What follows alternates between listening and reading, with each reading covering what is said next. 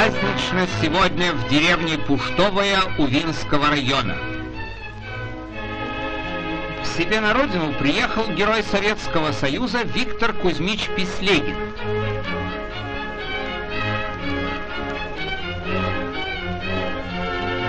Двадцатитрехлетний танкист Пислегин получил это высокое звание за мужество и доблесть, проявленные им в боях с белофинами. Башенный стрелок танка, он метко разил врагов. Виктор Кузьмич рассказал своим землякам о незабываемых днях боев и побед на Карельском перешейке.